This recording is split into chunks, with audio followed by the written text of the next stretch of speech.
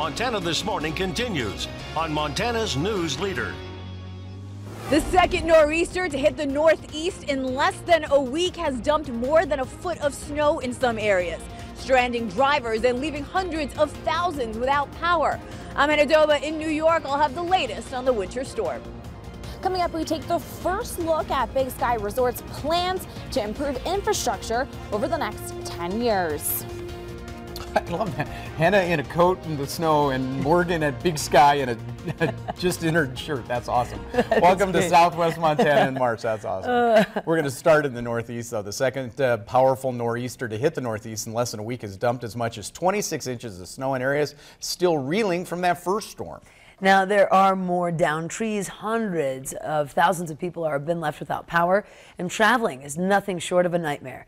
Hanadoba is in New York, where the wet, messy cleanup has begun. Around 500 drivers were stuck on Route 280 in New Jersey during the evening commute. Snowmobiles had to be brought in to shuttle people to safety. The scene in Worcester, Massachusetts, not much different. Cars seem to be going every which way but forward. I'm just leaving work and I'm just trying to get up the hill, but I can't. In Philadelphia, Northeastern University women's basketball team had to get out and push its bus, which got stuck after practice.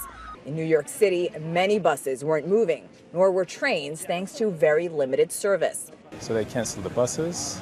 Now I came from bus terminal to over here. Now I'm shocked trains also canceled too. I don't know how to go home. The situation wasn't much better at airports. More than 2,600 flights were canceled. For many places, like here in New York City, as you can tell, it was a heavy and wet snow. That led to even more downed trees and power lines. More than 800,000 homes and businesses have been left without power. They said it's supposed to be on tomorrow night, but there's a ton of trees and stuff down on our road in that area, so I don't know. Forecasters say there is potential for yet another storm early next week.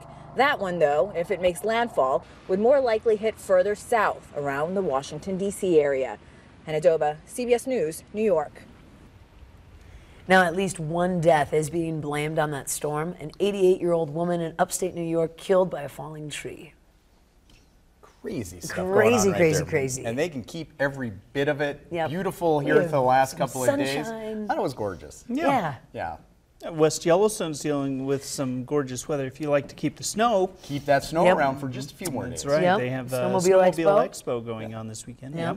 Temperatures this morning, 0 in West Yellowstone, 19 in Belgrade, 20 in Butte. Temperatures are actually fairly mild for most of the area with the cloud cover trying to roll in. What I'm keeping an eye on is our next system expected to start to hit western Montana this afternoon. I think this morning, beautiful sunrise on tap, and temperatures very mild at right around that 40, low 40 degree mark. Wind speeds picking up a bit as you head later in the day. We'll talk about our potential of snow from the Billion Auto Weather Patio coming up in about 10 minutes. Thank you, Matt. 6:34 now. We have more new information on the protesters who chained themselves to a bison shoot Tuesday at the Stevens Creek facility in Yellowstone National Park. Buffalo Field Campaign identified the protesters as Cody Kyson and Thomas Brown. They were arraigned yesterday. Now both have been charged with interfering with a government operation and violating a closure order. Those charges, both misdemeanors, with a maximum sentence of 6 months in jail. A third protester, Hannah Ponder, was also taken into custody. No word on the charges she faces. All three will be back in court on Monday. And a Belgrade man who sent child pornography to his own adult son is now facing the charge of sexual abuse of children. 39-year-old Garland W. Lohman is a registered sex offender and currently under supervision by the Montana Department of Corrections. Now, according to charging documents, a deputy from Lane County Sheriff's Department in Oregon called Gallatin County Sheriff's Department to report that a man there claimed to have received Facebook messages from his father that contained child pornography and they were sexually explicit. Lohman admitted to sending photographs to his son, but claimed they were images he downloaded from the internet and didn't consider them to be child pornography. But a search of Lohman's cell phone revealed 3 images of prepubescent females, all nude.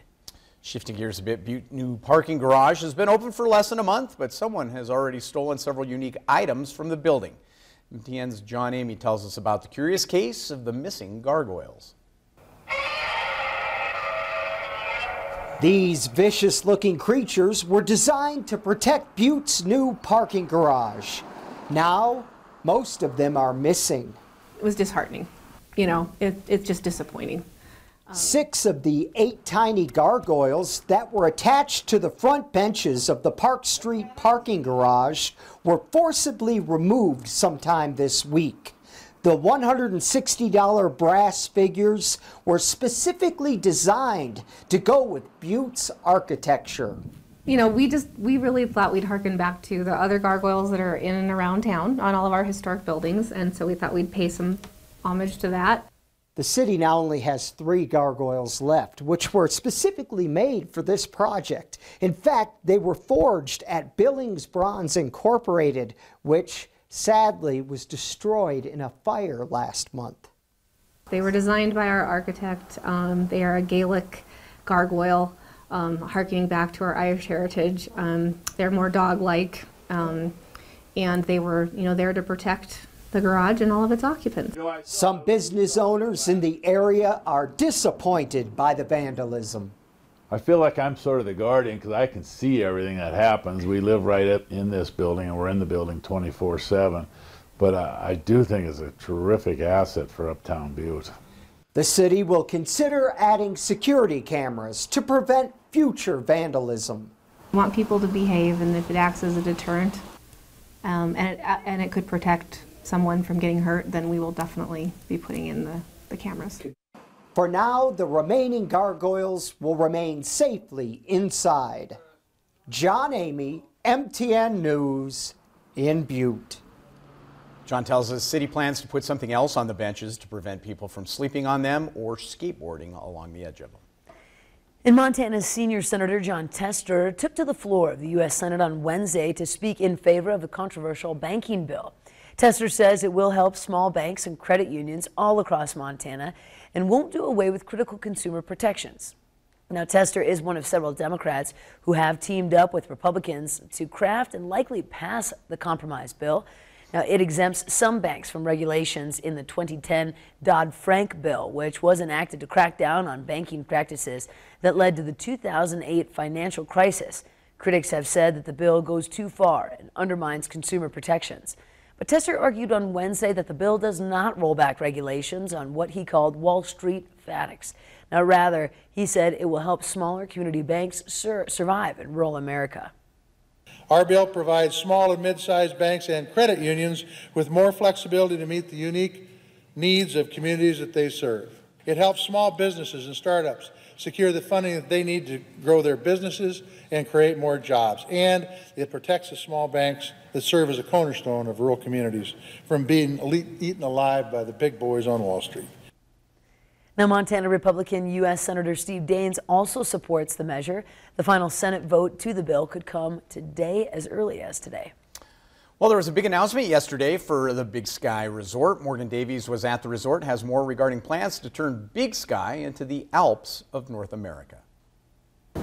Big Sky Resort is planning for the future and trying to improve their infrastructure. They plan to make these improvements over the next 10 years. In the immediate future, there will be improvements made on Andesite and Shedhorn mountains. The first is bringing in state-of-the-art chair lifts for Ram Charger, the lift to Andesite. Not only is it the most technologically superior lift built in North America, but it's going to move a lot of people. On Shedhorn, visitors will see a high-speed quad, meaning 4 people will be able to use that lift at the same time. Well, Shedhorn is really exciting to all of our local community because it's adding a high-speed lift in the place of Shedhorn, which has been a fixed grip 2-place lift for 25 years. A little later in the resort's plans is to redo the Mountain Mall, creating a food space and an event venue. This remodel is to improve the après-ski experience. We have to improve our rooms and our villages and our lifts and everything because those destination guests, they have high expectations and we need to be competitive in the national and international market. It was the first announcement of the plans that will continue through 2025. Reporting in Big Sky, Morgan Davies, MTN News. Now, Morgan tells us some other infrastructure improvements that the resort will add down the road: night skiing, more snow coverage, and updating Moonlight Basin's chairlift system. Night skiing, yay! In other news, on your Thursday morning, on Wednesday, MSU continued to celebrate National Women's History Month with a sack lunch seminar discussing women's rights. The seminar was held at the Strand Union building on campus. Attendees discussed issues facing women, including discrimination, interpersonal violence, and access to health care.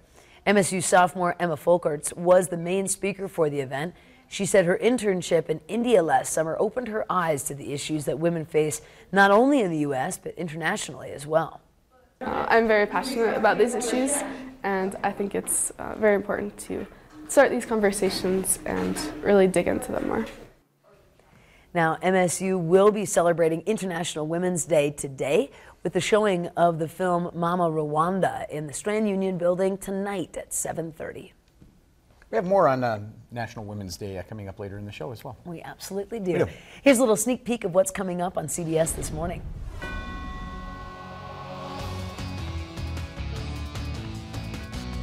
Good morning. Ahead on CBS this morning, the popular movie ticket subscription service MoviePass admits it collects private data on its users after its CEO was quoted saying, "We watch how you drive from home to the movies. We watch where you go afterwards. We'll look at the privacy you could be giving up."